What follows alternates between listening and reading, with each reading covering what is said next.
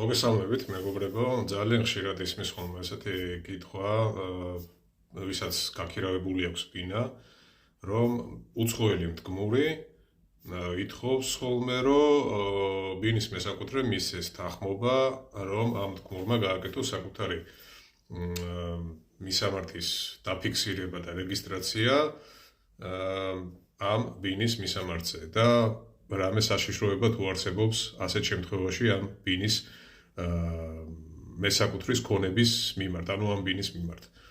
არავითარი საშიშროება არ არსებობს, საერთოდ კავშირში არ არის საკუთრების უფლებასთან მისამართის რეგისტრაცია თქვენ ბინაში. ერთ ბინაში რომ მაგალითად 100 ადამიანი იყოს რეგისტრირებული, ქონების საკუთრებასთან და მასთან დაკავშირებით რაღაცა გარიგებების დადებასთან არავითარი კავშირი არ აქვს. მარტივად გეტყვით, მდგმური თქვენი თანხმობის გარეშე ვერ გაყიდის ბინას, ვერ გააჩუქებს, ვერ დადებს ხელშეკრულებას ამ ბინასთან დაკავშირებით მესამე პირთან და ასე შემდეგ.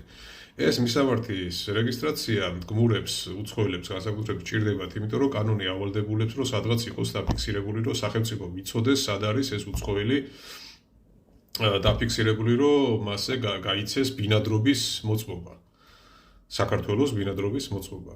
100 არის ყველგან, ყველა ქვეყანაში მიღებული, ასე რომ საქართველოს გამონაკლისი არ არის. ქართველებიც უცხოეთში რო ჩადიან, ანალოგიურ პროცესს გადიან და ბინის მესაკუთრე აძლევს თანხმობას, რათა სადღაც იყოს დაფიქსირებული ამ ქართველის მისამართი. თუ ისინი ლეგალურად ცხოვრობენ, რა თქმა უნდა. ასე რომ ეს სიტუაცია არის და ეს ზედმეტი რაღაცა საბჭოთა გადმონაშთი შიშები რაღაცა ბინაში ჩაწერილ შეუძლია თითქოს ბინის გაყიდვა და ბინა დაიკარგება და რაღაცა და ასე შემდეგ არის აბსოლუტური სისულელე. თქვენ შეგიძლიათ ნებისმიერ დროს მერე გავუქმოთ რეგისტრაცია, თუ კი დაუშვათ ამოიწურება ეს ქირავნობის ხელშეკრულება. და ისე ზოგადად გირჩევთ, რომ ნებისმიერ გარიგება, მათ შორის განსაკუთრებით ბინის ქირავნობის შესახებ გააფორმოთ ხელშეკრულებით და ხელშეკრულება უნდა იყოს დეტალური, თავისი მიღება-ჩაბარების აქტით, ნივთების აღწერით და ასე შემდეგ, რათა იყოთ უფრო მეტად დაცულები.